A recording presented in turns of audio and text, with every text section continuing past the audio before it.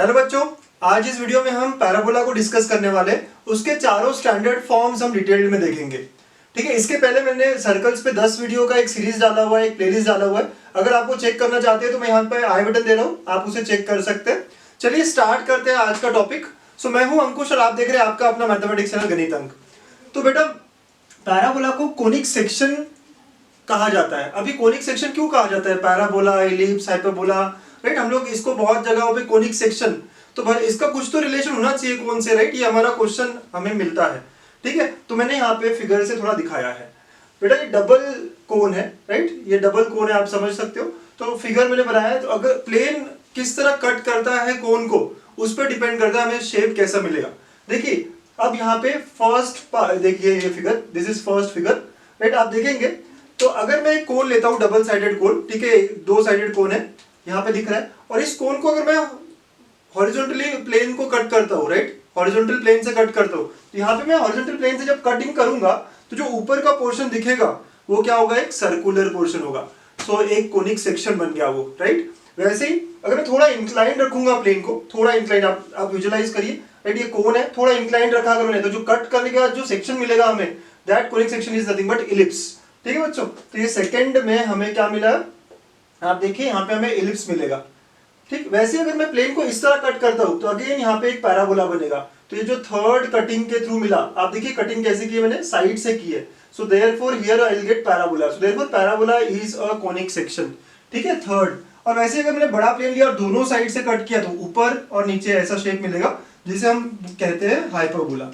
ठीक, तो ऐसे ये चार कोनिक सेक्शन बने हैं, राइट? सर्कल को भी हम कोनिक सेक्शन कह सकते हैं, बहुत ही स्टैंडर्ड है ये। ठीक है, बट ये चार अलग अलग कोनिक सेक्शन, कोनिक के पार्ट्स हमें मिलते हैं, right? So it is because of intersection of a plane with a double sided conic.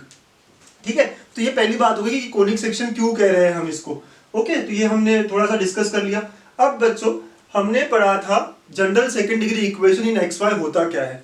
ठीक है, सो इट इज गिवन बाय ax square plus 2hxy plus by square plus 2gx plus 2fy plus c equal to 0।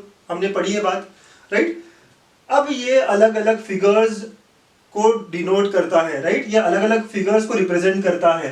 तो ये depend किस पे करता है? डेल्टा ना। क्या होता है डेल्टा सर? डेल्टा आपको याद है, राइट? ये जो है ये कोफिशिएंट से बना हुआ डिटर्मिनेंट होता है। All hot girls having boyfriend going for coffee, है ना? ये डेल्टा होता है। मैंने तो इसको ऐसे ही याद रखा है, all hot girls having boyfriend going for coffee. ठीक है, तो ऐसे अगर आप याद रखो, ये ए एच जी ये सब कहां से आएंगे? देखिए यहाँ कोफिशिएंट्स है, right? A h b g f c, compare करोगे आप, ये बनाओगे। अब ये जो वैल्यू ऑफ डेल्टा है, ये जीरो आता है या नॉन जीरो आता है, इस पे हमें अलग अलग कर्व्स मिलेंगे, अलग अलग मतलब सेक्शंस मिलेंगे, राइट? सो अब डेल्टा अगर जीरो आ गया तो ये क्या रिप्रेजेंट करता है आपको पता है? Pair of straight line, POSL, right? हमने पेयर ऑफ स्ट्रेट लाइन में भी इसको डिस्कस किया होता है। तो पीओएसएल मतलब पेयर ऑफ स्ट्रेट लाइन मिलेगा अगर डेल्टा जीरो आ गया तो। अगर डेल्टा नॉन जीरो है तो हमें अलग अलग तरह के कर्व मिलेंगे। तो अब हम एच स्क्वायर माइनस ए बी चेक करेंगे। अगर एच स्क्वायर माइनस ए बी जीरो आ गया तो ये बन गया पैराबोला। अगर एच स्क्वायर माइनस ए बी निगेटिव आ गया तो ये बन गया ellipse. H square minus A B positive आ गया तो बन गया हाइपरबोला। हाइपरबोला में हम एक और कंडीशन लिख सकते हैं आगे कि h square minus A B positive है, ठीक है, और साथ साथ में बच्चों ए प्लस बी जीरो आ गया तो हाइपरबोला भी, और ये स्पेशल हाइपरबोला है, इसे हम कहते हैं रेक्टेंगुलर हाइपरबोला। ये बन जाएगा रेक्टेंगुलर हाइपरबोला। ठीक है, आप नोट कर सकते हो इस बात को भी। क्या आप इक्वेशन से डायरेक्टली बता सकते हो कि रेक्टेंगुलर हाइपरबोला है या नहीं है? बेटा हम इसको और एक यहाँ पे ले सकते हैं, और एक ब्रांच बना सकते हैं। वो है अगर h जीरो आ गया और a इक्वल टू बी आ गया, मतलब कोफिशिएंट ऑफ x स्क्वायर और y स्क्वायर सेम है और h जीरो आ गया, तब ये बन जाता है सर्कल। ठीक है, तब ये बन जाता है सर्कल। तो ऐसे अलग अलग हमें कोनिक सेक्शन या अलग अलग कर्व्स मिलते हैं जो second degree general equation in x and y बताता है। ठीक है, general second degree equation in x and y अलग अलग हमें फिगर्स बताएगा।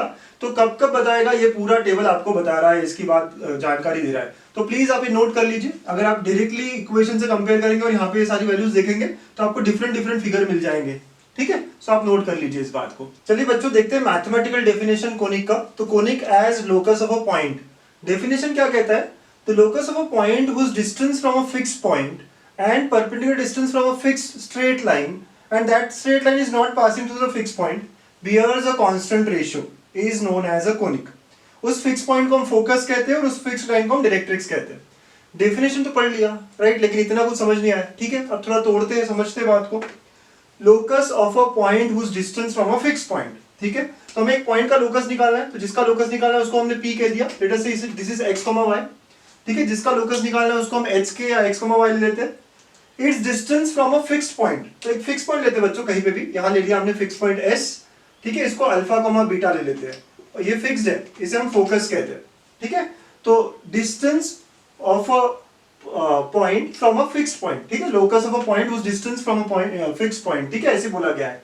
ओके, अब आगे एक फिक्स लाइन भी ले लेते हैं। फिक्स लाइन ले ली हमने, तो ये एक फिक्स लाइन है, इसे हम डायरेक्ट्रिक्स कहेंगे बच्चों। ये L दिखा रहा है, L से दिखाऊंगा मैं, और इसे हम क्या कहेंगे, directrix. This fixed line is called as directrix. ठीक है, ऐसी बात हो गई। तो अब अकॉर्डिंग टू द डेफिनेशन, इस P का distance from this fix point and from the fixed line bears a constant ratio. तो डिस्टेंस निकालेंगे अगर हम, तो ये हो गया हमारा डिस्टेंस SP, इसको आप कनेक्ट करिए।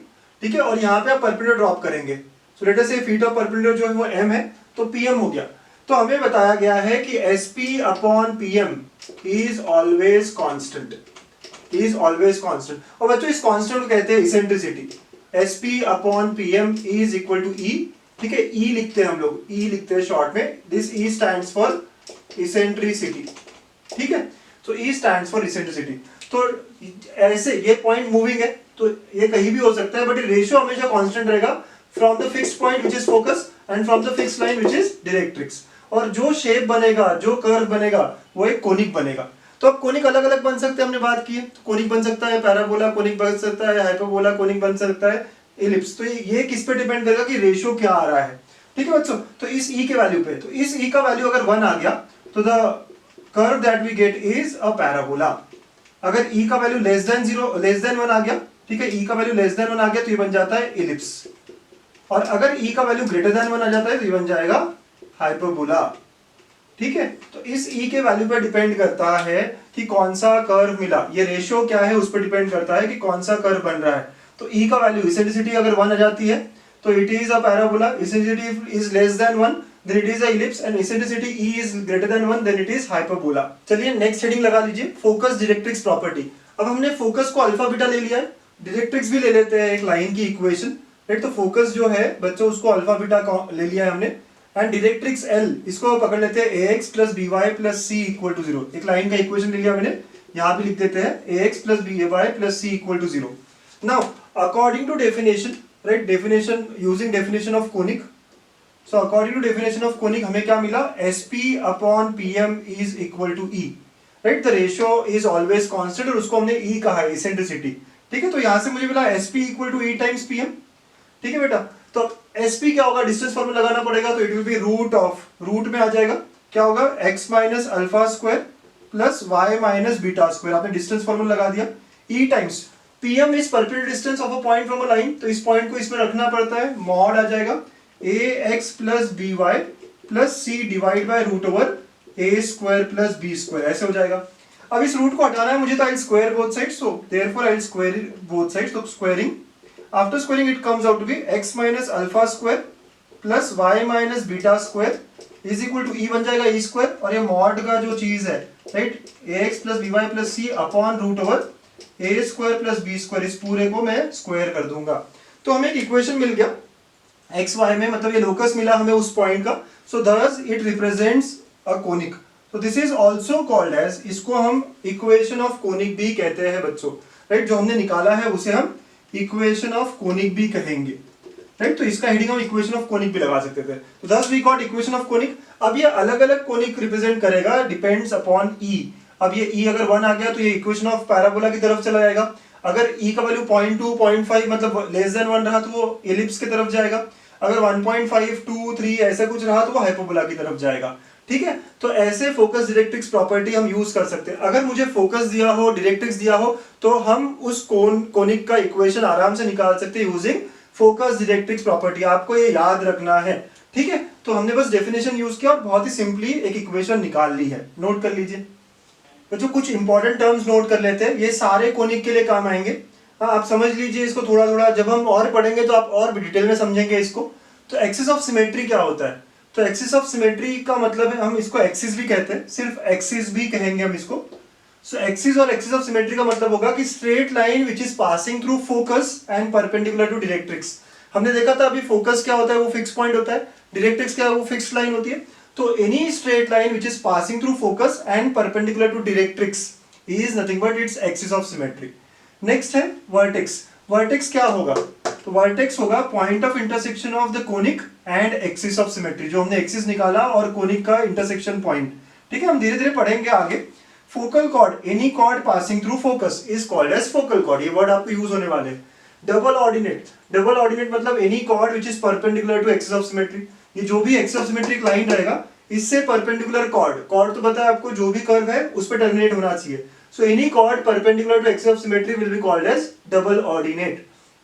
अब लैटिस रेक्टम क्या होगा, तो लैटिस रेक्टम भी डबल ऑर्डिनेट ही है, मतलब कि एक्सिस ऑफ सिमेट्री को परपेंडिकुलर होगा, बट इसकी खास बात क्या है, ये फोकस से जा रहा है, तो राइट, ये फोकस से जा रहा है, मतलब हम कह सकते हैं फोकल कॉर्ड है जो कि डबल ऑर्डिनेट होना चाहिए, राइट। तो फोकल कॉर्ड है जो कि डबल ऑर्डिनेट होना चाहिए। अब लैटिस रेक्टम बहुत इंपॉर्टेंट है, ये एलआर कहेंगे हम इसको। बच्चों फिर से देख लो, लैटिस रेक्टम क्या है कि एक कॉर्ड होगा जो परपेंडिकुलर होगा, इसलिए तो हमने इसको फोकल कॉर्ड कहा है, but it should pass through focus. And next is sixth point है centre. Centre of a conic, इसका मतलब है a point that bisects every chord of the conic passing through it.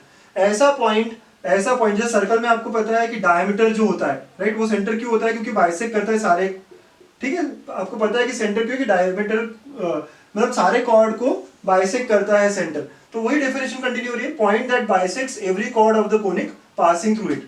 But parabola has no centre, ये भी बात आपको याद रखनी पड़ेगी। ठीक है, पैराबोला हम देखेंगे क्या होता है, कैसा कर्व होता है, बट आप नोट करिएगा इसको कि parabola has no centre, whereas ellipse, hyperbola, circle have center.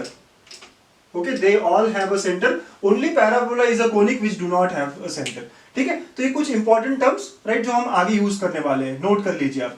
बच्चों अब तक हमने सारी इंपॉर्टेंट बातें जनरलाइज देखी जो कोनिक के लिए थी। अब स्टार्ट करते हैं पैराबोला। तो हेडिंग लगाइए स्टैंडर्ड पैराबोला। ओके, तो अब स्टार्ट करते हैं स्टैंडर्ड पैराबोला, मतलब एक सिंपल सी इक्वेशन से शुरुआत होगी। ठीक है, तो सिंपलिसिटी रखने के लिए मैंने यहाँ पे फोकस को ले लिया है, एस मतलब फोकस होता है, फोकस को ले लिया है मैंने a,0। ठीक है बच्चों, तो ये है s विच इज a,0, इसके कोऑर्डिनेट्स रहेंगे a,0, मतलब ये आपको समझेगा कि x एक्सिस पे है।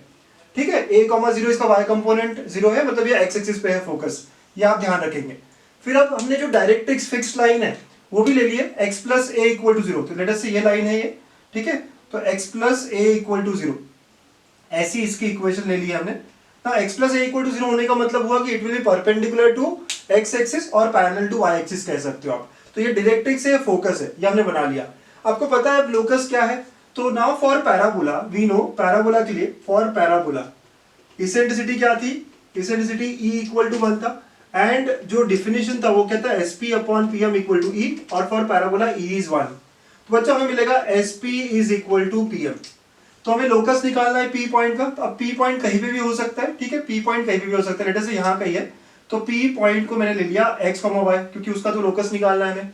अब SP मतलब यहाँ डिस्टेंस फॉर्म लगाना पड़ेगा हमें, तो it will be now x minus a square plus y minus 0 square root over, ये हो गया SP is equal to PM मतलब कि यहाँ से परपेंडिकुलर डिस्टेंस निकालना पड़ता है बच्चों, राइट। सो यहाँ पे परपेंडिकुलर रख डाला हमने and we get a perpendicular distance PM। अब distance of a point from a line तो आपको पता है कैसे निकालना होगा, राइट, तो mod of x plus a upon root 1। ठीक है, ऐसे होगा। सर ये कैसे आया, आप x और y इसके सब्स्टिट्यूट करेंगे इक्वेशन में और divide by coefficient of x square and coefficient of y square. ठीक है, ऐसे हो गया ये।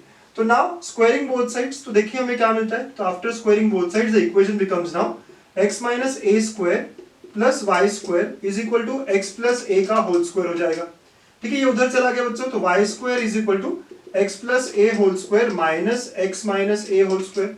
आप इसको एक्सपांड करेंगे, इसको ओपन करेंगे तो ये आएगा 4ax। तो y square equal to 4ax is the equation of standard parabola, is equation of standard parabola. ठीक है, ओके बच्चों, और यहाँ पे मैंने कंसिडर क्या किया है कि a इज पॉजिटिव। देखिए आप, मैं इस साइड रखा है, x प्लस a इधर रखा है, तो यहाँ पे एक अजम्पशन ये है कि a जो है वो पॉजिटिव है। अब हमेशा एक ही अजम्पशन रखिए कि a पॉजिटिव लिया है मैंने। बच्चों इक्वेशन आ गई y square equal to 4x। अब इसका कर्व ट्रेस करते देखते कैसे दिखेगा यहाँ पे ये, ठीक है। So Y square equal to 4x, सबसे पहली चीज हम देखेंगे सिमेट्रिसिटी। हमेशा कर्व ट्रेस करते वक्त हमारा पहला होता है सिमेट्री है क्या। तो यहाँ पे देखिए स्क्वायर टर्म आया y का, तो सिंस y का टर्म स्क्वायर है मतलब y को अगर आप माइनस वाई से रिप्लेस करोगे, राइट, तो इक्वेशन रिमेन्स अनचेंज। ये y square equal to 4ax है, ये अनचेंज रहेगा। मतलब होता है इसका it is symmetric about x axis. मतलब ये है बेटा कि जैसा कर्व ऊपर आएगा वैसा ही कर्व नीचे आएगा। ठीक है, जैसा कर्व ऊपर आएगा एक्सिस के वैसा ही कर्व नीचे आएगा। ये पहला पॉइंट है मेरा, और कोई नहीं मिल रहा वहां पे। सेकंड, क्या ये x जीरो डालने पे क्या हो रहा है, तो अगर मैंने x को जीरो रखा तो y भी जीरो आ रहा है, तो it is passing through origin. ठीक है, it is passing through origin, तो यहाँ ओरिजिन इनका मिड पॉइंट है, तो ये पास करेगा इससे।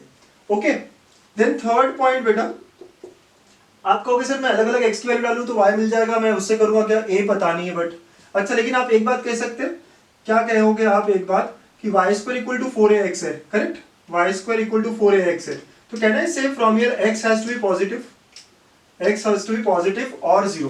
क्यों? क्योंकि ये वाला साइड जो है पॉजिटिव है, तो इसको भी पॉजिटिव ही होना पड़ेगा, and we have taken a as positive. ठीक है, हमने a को हमेशा पॉजिटिव कंसीडर किया, तभी तो इधर लिखा है, राइट साइड में लिखा है हमने इसको।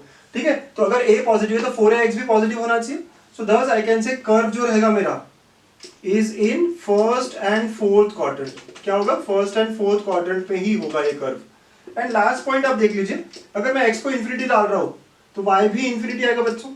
ठीक है, ऐसी बात हो जाएगी है, x को इन्फिनिटी डाला तो y भी इन्फिनिटी आएगा। इनफैक्ट मैंने अगर x को इन्फिनिटी डाला तो y बेटा प्लस माइनस इन्फिनिटी आएगा। अगर आप ऑब्जर्व करोगे, x को इन्फिनिटी डाला तो y जो है वो प्लस माइनस हो जाएगा। तो आई कैन क्लियरली सी, अब हम लोग कर्व ड्रॉ करना स्टार्ट कर सकते हैं कि ये जो कर्व है, ठीक है, फर्स्ट और थर्ड क्वाड्रेंट में अगर मैं यहाँ वाई एक्सिस बनाता हूँ, ये वाई एक्सिस होगा, ठीक है, ये वाई एक्सिस होगा, तो ये सिर्फ इधर साइड में फर्स्ट और फोर्थ क्वाड्रेंट में ही होने वाला है। ठीक है कर्व। और आपने एक और बात कही है कि जैसे जैसे आप x का वैल्यू बढ़ाएंगे तो y का वैल्यू भी बढ़ेगा और सिमेट्रिक भी रहेगा। तो आई कैन से कर्व जो है वो ऐसा जाएगा और सिमेट्रिक होने के कारण नीचे भी इस तरह आएगा। So this is the curve for the parabola y square equal to 4ax। ये सी शेप बनेगा। ये कर्व थोड़ा सा राइट सॉफ्ट, यहाँ पे स्मूथ रहना चाहिए, तो ये कर्व आप स्मूथ ड्रॉ कर सकते हो। ठीक है, मेरा ड्राइंग थोड़ा ठीक नहीं है, बट आप स्मूथ ड्रॉ करिए, तो इस तरह ये ओपनिंग रहेगी इस कर्व की। ठीक है बच्चों, तो origin is on the parabola and now can you see कि एक्सिस ऑफ सिमेट्री और बहुत सारी पॉइंट्स आप यहाँ पे बता सकते हैं। ठीक है, तो बच्चों हमने कुछ डेफिनेशंस देखी थी। तो ये जो एक्स एक्सिस है, आप देखो ये फोकस से पास हो रहा है एंड परपेंडिकुलर है एक्स किसको, डायरेक्ट्रिक्स को, राइट। तो therefore this x axis becomes axis of symmetry for this parabola, है ना बच्चों, राइट। ये सारी बातें हम लिखते हैं फटाफट, आप इसको ड्रॉ कर लीजिए। तो बच्चों हमें पता चला कि Y square equal to 4ax वो सी शेप पैराबोला है, अभी तक हमने ये कर लिया। ठीक है, यहाँ पे फोकस जो है, अब हम सारे इंपॉर्टेंट पॉइंट्स इसके नोट करेंगे।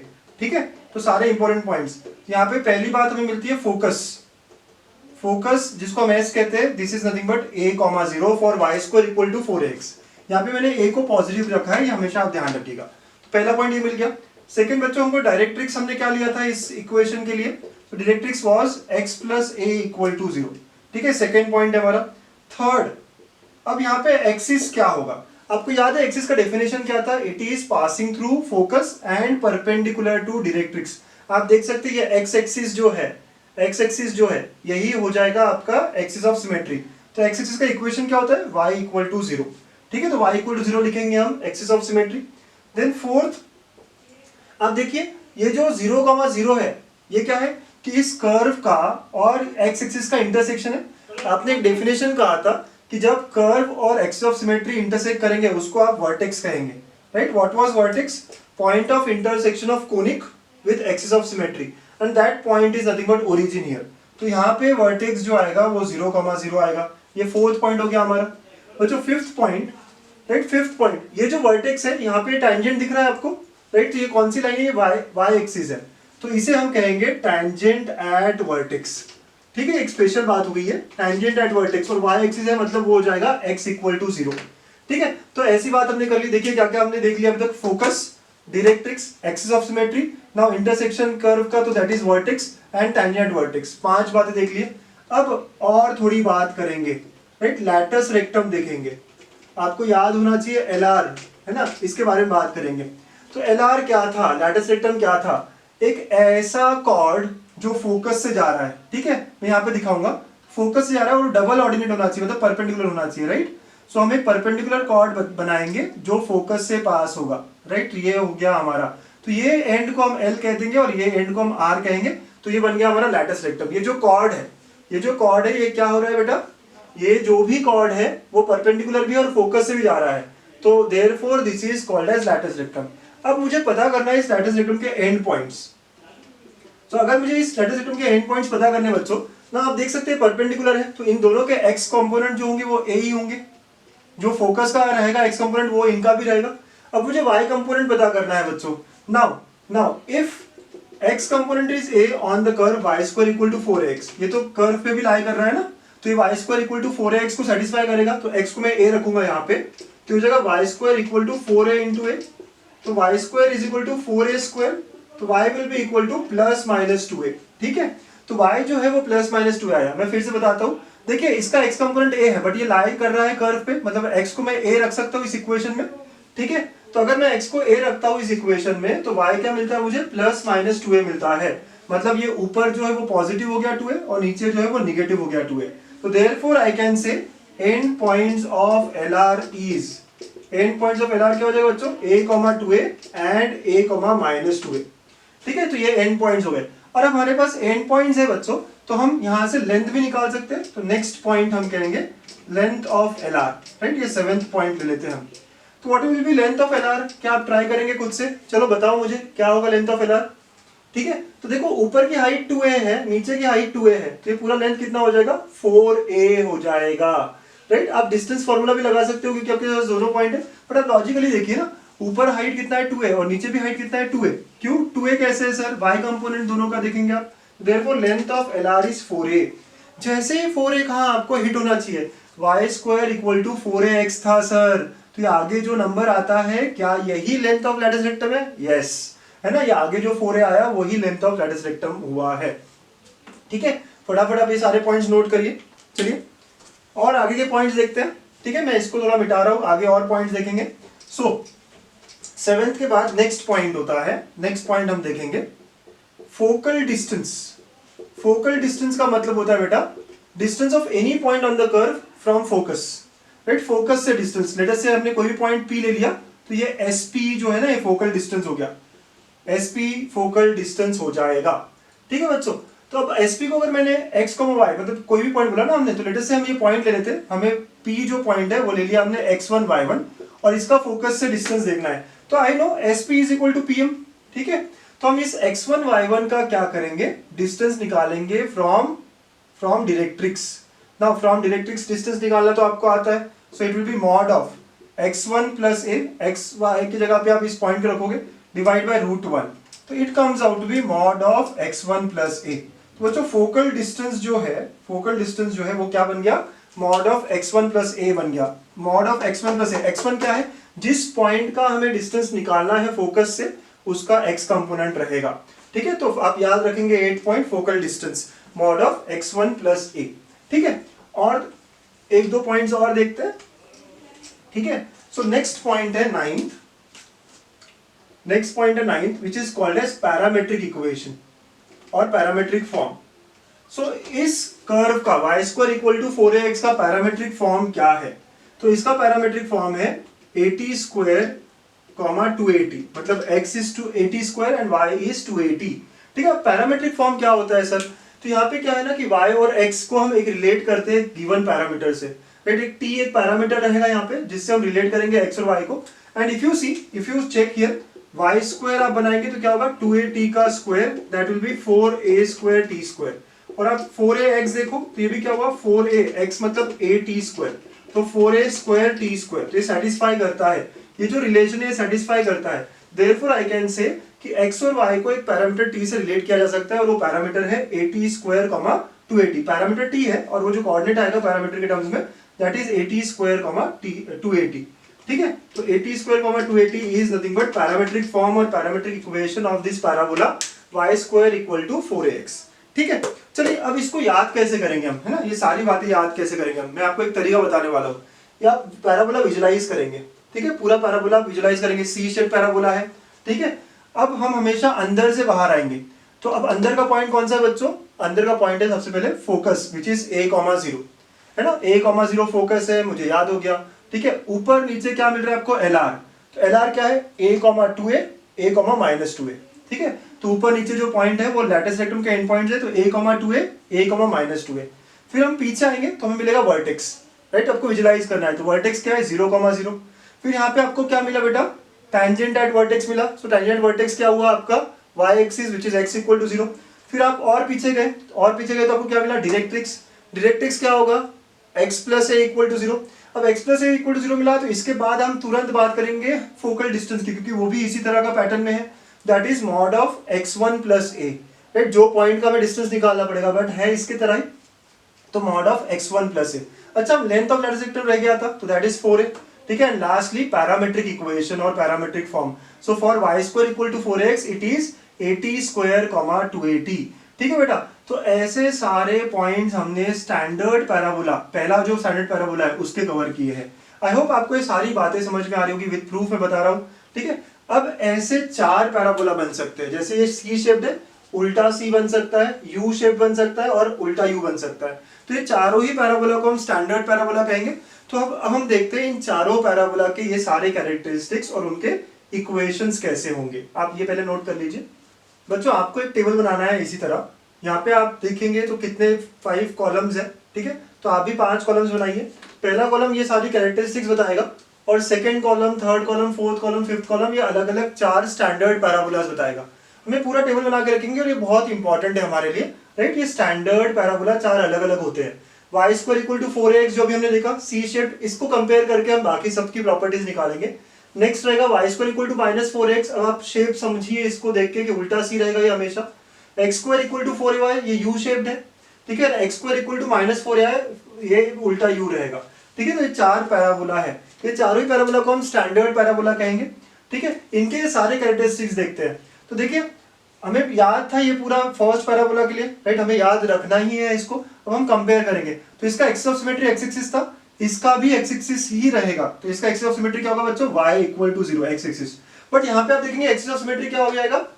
y एक्सिस हो जाएगा, thus it will be x equal to 0। y axis का इक्वेशन क्या होता है? x equal to 0।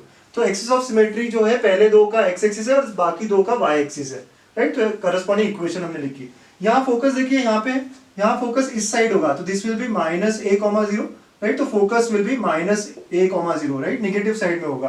बेसिकली आप इन दोनों को कंपेयर करोगे ना, तो जहां जहां x है वहां -x करना है आपको। जहां जहां पे भी x है वहां क्या करोगे आप? -x करोगे। ठीक है, तो आगे की बात भी करें तो यहाँ x कंपोनेंट a है, तो ये सारे बन जाएंगे -a,2a एंड -a,-2a। देखिए कौन सा क्वाड्रेंट है? सेकंड और थर्ड। तो सेकंड थर्ड में करस्पॉन्डिंग पॉइंट आने चाहिए, तो -a,2a एंड -a,-2a।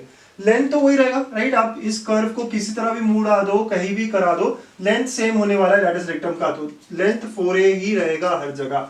ठीक है, ये भी हमने कर दिया। बाकी बातें हम आगे की बात में देखेंगे।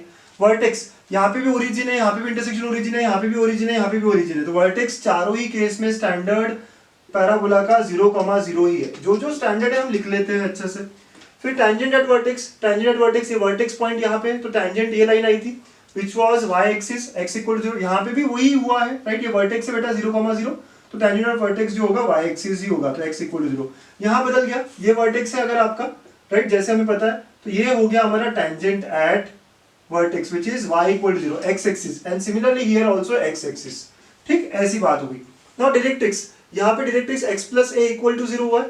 जहां जहां x है वहां -x करूंगा, तो ये मिल जाएगा मुझे, तो -x plus a equal to 0, जिसको मैं लिख सकता हूँ x minus a equal to 0। तो directrix is given by x minus a equal to 0, वो यहां से जाएगा। राइट, आप देखिए करस्पॉन्डिंग डायरेक्ट्रिक्स इसका यहां से जाएगा। ठीक है बच्चों, तो फोकल डिस्टेंस आपको पता है इसी तरह होता है, तो ये भी क्या होगा? Mod of x1 minus a। ये फोकल डिस्टेंस हो गया। अब पैरामेट्रिक फॉर्म, इसका 80 स्क्वायर 280 है, यहाँ पे x कंपोनेंट निगेटिव हो जाएगा, दैट इज -80 स्क्वायर 280। तो ऐसे हमने सारे कैरेक्टरिस्टिक्स सेकंड स्टैंडर्ड पैराबोला का लिख लिया है। अब नेक्स्ट थर्ड, ये और ये इक्वेशन में क्या हुआ है कि x और y इंटरचेंज होंगे, सारे x और y कंपोनेंट्स इंटरचेंज हो जाएंगे। तो देखो बच्चों, यहाँ पे a,0 था हमारा फोकस, तो यहाँ पे क्या हो जाएगा? 0,a होगा। इंटरचेंज करना है ना हमको, और आपको यहाँ समझ भी आ रहा होगा कि जो फोकस होगा वो कहाँ पे लाई करेगा? वो y एक्सिस पे लाई करेगा, तो ये 0,a होना चाहिए। ठीक है, अगर ये 0 कॉमा ए है तो आगे क्या होना चाहिए 0 कॉमा माइनस ए, ये आप बात समझते हैं। ठीक, अब यहाँ पे लेटेस्ट रेक्टम क्या था बच्चों a कॉमा 2a, ठीक है, तो यहाँ पे भी इंटरचेंज हो जाएगा, तो ये हो जाएगा 2a कॉमा a, है ना, x कंपोनेंट 2a हो जाएगा इंटरचेंज, क्योंकि ये इक्वेशन में भी ऐसे हुआ है कि x की जगह y और y की जगह x, तो ये भी इंटरचेंज हो जाएगा। ठीक है, तो 2a कॉमा a ये फर्स्ट क्वाड्रेंट में होगा, लेट अस से ये l है यहाँ पे, और r जो है वो सेकंड क्वाड्रेंट में, तो that will B minus 2a comma a। ठीक है, second quadrant, that will be nothing but minus 2a comma a, correct. तो ऐसी बात हो जाएगी, और यहाँ पे क्या हो जाएगा, यहाँ y कंपोनेंट्स नेगेटिव हो जाएंगे, नीचे आएगा, तो 2a comma minus A and minus 2a comma minus A. ठीक है, ये हो जाएंगे हमारे लैटिस रेक्टम के एंड पॉइंट्स। फिर लेंथ ऑफ लैटिस रेक्टम हर जगह ही सेम रहेगी, हमने बात कर ली। ठीक है, वर्टेक्स हर जगह ही ओरिजिन है, फिर हम टेंजेंट और वर्टेक्स भी देख लिए। अब डायरेक्ट्रिक्स की बारी है, इसका directrix x plus A equal to 0 आया था because it was parallel to y axis. यहाँ पे डायरेक्ट्रिक्स कहाँ दिखेगा बच्चों, यहाँ डायरेक्ट्रिक्स यहाँ पे होगा, जैसे यहाँ पे डायरेक्ट्रिक्स ऊपर होगा, so this equations will be y equal to k के फॉर्म में, right, because they are parallel to x axis. तो x की जगह y रखना है बस आपको, तो ये बन जाएगा y plus A equal to 0 और यहाँ बन जाएगा y minus A equal to 0। ठीक है बच्चों, नाउ अगर हमारे पास डायरेक्ट्रिक्स का इक्वेशन तो फोकल डिस्टेंस उसी की तरह एक्ट करता है, तो ये होगा mod of y1 plus A and this will be mod of y1 minus A. ठीक है, ये हो जाएगा। पैरामेट्रिक इक्वेशन इसका 80 स्क्वायर कॉमा 280 था, अगेन x और y को इंटरचेंज करना है, तो ये क्या हो जाएगा बच्चों 280 कॉमा 80 स्क्वायर, और यहाँ पे y निगेटिव हो जाएगा। ठीक है, तो 280 कॉमा माइनस 80 स्क्वायर। तो ये हमारे 4 स्टैंडर्ड पैराबोला है, राइट। आप हमेशा इसको याद रखने का तरीका एक ही बनाइए कि अंदर से बाहर, राइट, कोई भी पैराबोला आप करें अंदर से बाहर। मैं इसको अच्छे से याद रखता हूँ, ये सारा कंपेयर करते चलता हूँ, राइट। इस इक्वेशन में और इस इक्वेशन में x कंपोनेंट्स का फर्क है, सिर्फ x नेगेटिव बन जाएंगे। इस इक्वेशन और थर्ड में x और y इंटरचेंज हो जाएंगे, और इसमें और फोर्थ में इंटरचेंज भी होगा और निगेटिव भी होना है। ठीक है, तो ऐसी सारी बात होगी।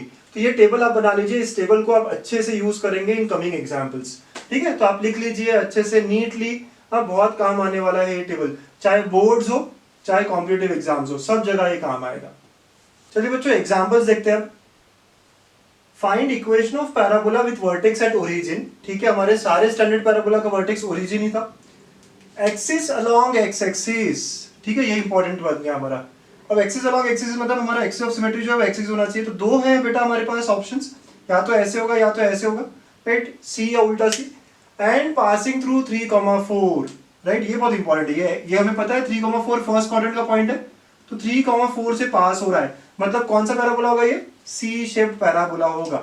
ओके बेटो, हमने कैसे डिसाइड किया इसको, देखिए यहाँ पे बोला था पास एक्सिस अलोंग एक्स एक्सिस, तो एक्सिस के अलोंग जो एक्सिस है, राइट, सो देयरफॉर यहाँ पे सी शेप्ड या उल्टा सी हो सकता है, बट पासिंग थ्रू 3,4 मतलब फर्स्ट क्वाड्रेंट में होना चाहिए वो ग्राफ, राइट, फर्स्ट क्वाड्रेंट में तो ये सी शेप्ड ही होता है, तो देयरफॉर आई कैन से कि equation of parabola is, equation of required parabola is, जो भी पैराबोला हमें चाहिए उसका इक्वेशन क्या होगा बेटा, y square equal to 4ax होगा। ये तो हमारा स्टैंडर्ड केस पहला ही है, ठीक है, y square equal to 4ax। अच्छा, अब हमें काम क्या करना होता है, यहाँ पे a निकालना होता है, तो now this parabola is passing through 3,4, ठीक है, तो हम कहेंगे कि x और y की जगह हम 3 और 4 रख सकते हैं, तो ये हो जाएगा 16 is equal to 4a into 3, correct. समझे आप, x की जगह पे आपने 3 रखा और y की जगह आपने 4 रखा, तो ये 4 स्क्वायर हो जाएगा, 4 square is equal to 4a into 3।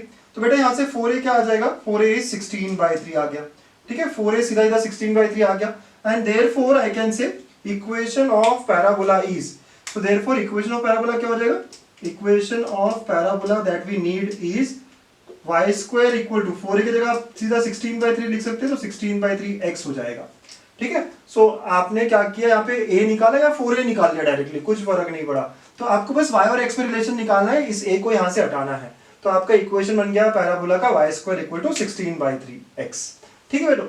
अब next, for the parabola 3y square equal to 16x, आप बोलोगे सर यही तो पैराबोला है, यस बेटा, ठीक है। आगे के क्वेश्चन देखते हैं, फाइंड पैरामीटर, तो पैरामीटर पता करना है, राइट, तो फाइंड पैरामीटर बोला है, मतलब हमें क्या निकालना है बेटा, फाइंड पैरामीटर का मतलब है t निकालना है। आपने देखा था t क्या था, t कहाँ आ रहा था, क्या था, तो आपको याद है कि 80 स्क्वायर 280 कहते हैं हम कोई भी पॉइंट को, और यहाँ पे वही पॉइंट कहा हुआ है 3,-4, इसका मतलब ये हुआ आप कंपेयर करेंगे, तो मैं क्या करूंगा ना, यहाँ पे थोड़ा स्मार्ट प्ले करूंगा, ठीक है। मैं क्या कंपेयर करूंगा, सीधा सीधा ये 280 को ही कंपेयर करूंगा, क्योंकि यहाँ से स्क्वायर रहेगा, इसको कंपेयर करेंगे, दो आंसर्स आएंगे, बेटर क्या है, कोई भी एक रिलेशन कंपेयर करो चलेगा, तो मैं 280 शुड बी इक्वल टू -4 ऐसा कंपेरिजन कर लूंगा, बट इसके लिए मुझे a लगेगा, नाउ इसके लिए मुझे इस इक्वेशन में जाना पड़ेगा। तो बच्चों हमें इक्वेशन क्या दिया है, 3y² इक्वल टू 16x। तो कहना है इसे y² इक्वल टू 16/3x। हमने कंपेयर किससे करेंगे, इस इक्वेशन को हम कंपेयर करेंगे y² इक्वल टू 4ax के साथ, और यहां से मैं कहूंगा 4a इज 16/3। 4a क्या है, 16/3 है। या फिर हम और आगे बढ़ते हम कहेंगे a क्या है बेटा, 4/3 है। तो a का वैल्यू हमने निकाल लिया 4/3। तो हमने सबसे पहले यही काम करना होता है कि इक्वेशन देखा, वहां से a का वैल्यू निकाल लिया, हमने बना ली बात। अब हमें पैरामीटर निकालना था t, तो पैरामीट्रिक फॉर्म ने याद किया हुआ है at² 280 इस कर्व के लिए, ठीक है। तो 280 को हमने -4 से कंपेयर किया, y कंपोनेंट्स इक्वेट किए। तो यहां से t क्या बना हमारा, यहां से t बनता है -2/a। t क्या बनता है, अब देखो कट वगैरह करके -2/a बनेगा। a की वैल्यू डालेंगे तो -2/4/3 बन जाएगा। तो देखेंगे आप सॉल्व करके तो क्या होगा, -6/4। सो t आ गया, जो पैरामीटर हमें चाहिए वो आ गया -3/2। ओके बेटा, तो जो पैरामीटर है इस पॉइंट के लिए, इस पॉइंट को लेके जो पैरामीटर है वो क्या है, -3/2 है।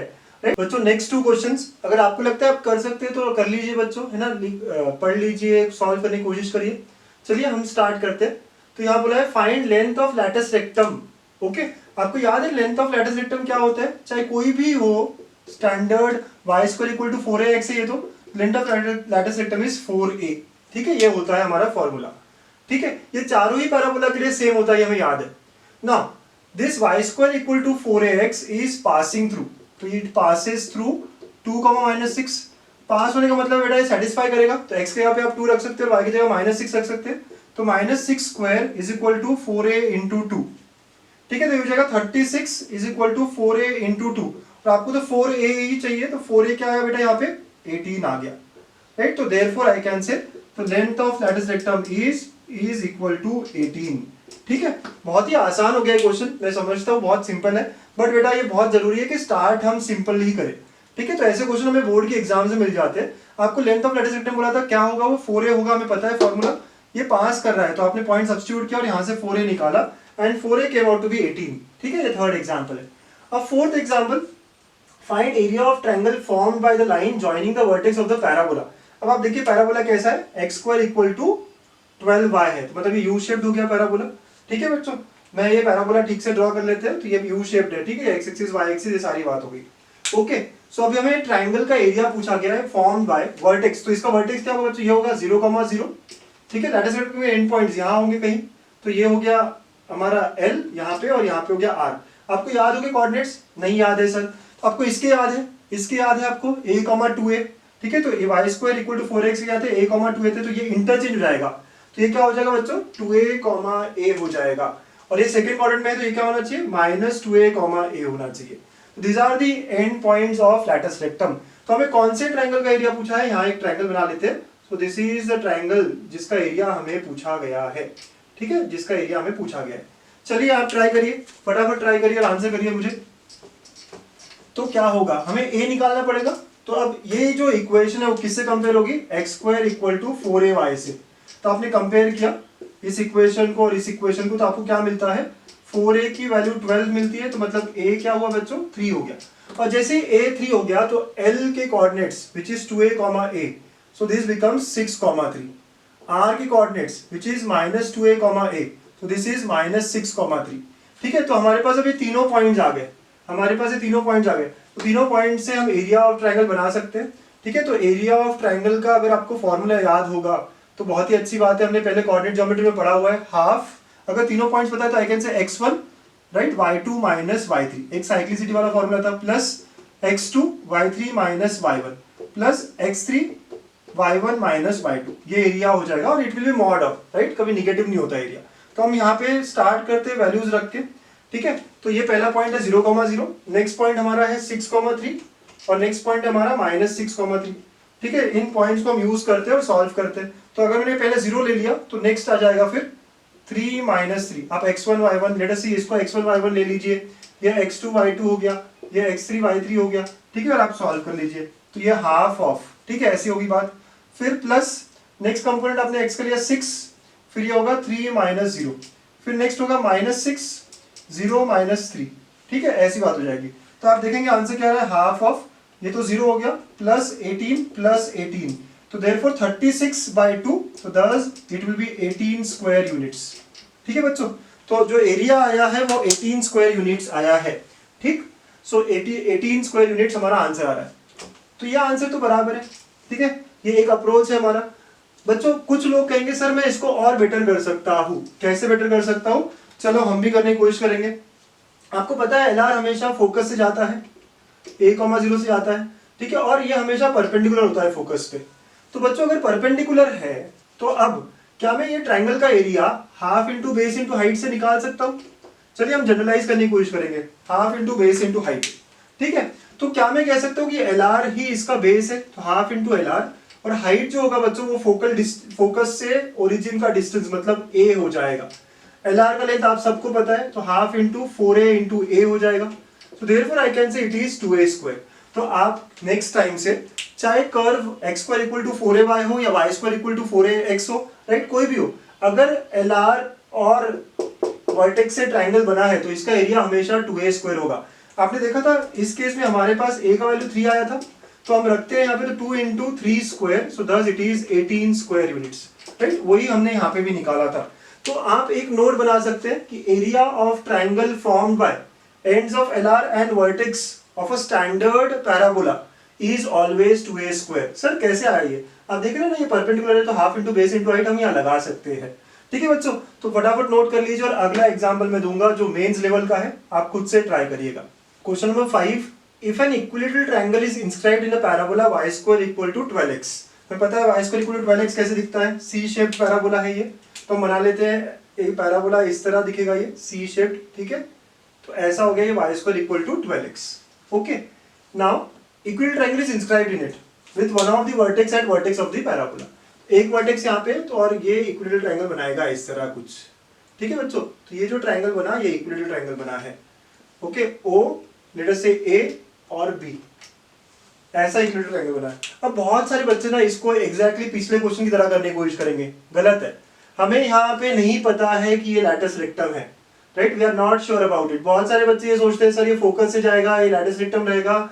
ऐसा नहीं है बच्चों, ऐसा बिल्कुल भी नहीं है। बट एक बात हमें पता है कि इक्विलेटरल ट्रायंगल है, तो इक्विलेटरल ट्रायंगल है इसका मतलब क्या होगा, इसके साइड्स का लेंथ जो होगा इक्वल होगा। ठीक है, साइड्स के लेंथ इक्वल होंगे, और ये जो एंगल होगा ये पूरा जो होगा वो 60 होगा बच्चों। राइट, अगर ये पूरा 60 है तो कहना है से इस पूरे 60 की वजह से ऊपर का पार्ट 30 होगा और नीचे का पार्ट भी 30 होगा, सिमेट्रिक होगा, और ये परपेंडिकुलर भी होगा।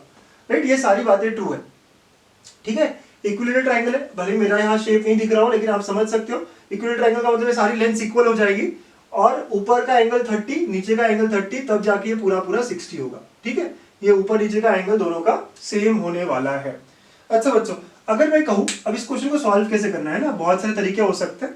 चलिए मैं पकड़ता हूं, let length of side of a triangle equal to l। तो अगर मैं OA को l पकड़ लेता हूं, ठीक है, OA जो है इसका मतलब OA OB सारा l है। अगर OA l है तो A का कोऑर्डिनेट क्या आएगा बच्चों, आप ट्राई करिए। अगर ये लेंथ l है और एंगल जो एक्सिस से बना रहा है 30 बना रहा है, तो कहना है इसे A का कोऑर्डिनेट जो होगा वो l cos 30 और l sin 30 हो जाएगा, आपको पता है, राइट। अगर ओरिजिन से आप l डिस्टेंस पे कोई पॉइंट पकड़ रहे हो तो वो क्या होगा, r cos theta r sin theta, तो थीटा यहाँ 30, ठीक है, x एक्सिस से। तो ये पॉइंट बन जाएगा बच्चों l√3/2 एंड l/2, एंड कहना है say it passes through the parabola. Okay, ये पास हो रहा है पैराबोला पे, तो ये passes through the parabola y square equal to 12x। तो बच्चों अगर पास हो रहा है तो मैं ये पॉइंट को क्या कर सकता हूँ, सब्स्टिट्यूट कर सकता हूँ। सब्स्टिट्यूट करने पे क्या हो जाएगा, ये l/2 का स्क्वायर, क्योंकि y की जगह पे l/2 आएगा, is equal to 12 into √3/2l आ जाएगा। ठीक है, इसको हम सॉल्व करेंगे, सिंप्लीफाई करेंगे, तो l²/4 इज इक्वल टू, आप देखिए ये 6√3l हो जाएगा। एक l कैंसिल, तो यहाँ से हमें लेंथ ऑफ साइड क्या मिलेगा, तो यहाँ से हमें लेंथ ऑफ साइड मिल रहा है 24√3। ठीक है बच्चों, तो 24√3 क्या है, ये लेंथ ऑफ साइड है। हमें लेंथ ऑफ साइड पूछा है क्या, नहीं, हमें क्या पूछा है, इस ट्रायंगल का हाइट पूछा है। बच्चों अब इस ट्रायंगल का हाइट क्या होगा, कैन यू से this is the height. Okay, ये OM जो है यही हाइट है, वेरी गुड, करेक्ट बोल रहे हो आप। तो ये OM कैसे निकालेंगे हम, तो OM हमें कैसे निकालना है, बहुत सारे तरीके हैं, राइट। आप कहोगे सर मुझे ये वाला डिस्टेंस पता है तो आई कैन से, ये वाला लेंथ पता है तो हम निकाल सकते हैं। मैं तो ये कहता हूँ कि ये जो x कंपोनेंट रहेगा A कोऑर्डिनेट का वही होगा, या आप ट्राइंगल, बहुत सारे तरीके बेटा, अगर आप इन ट्राइंगल OAM पकड़ रहे हो तब भी चल जाएगा। You can say cos 30 is equal to OM upon OA which is L।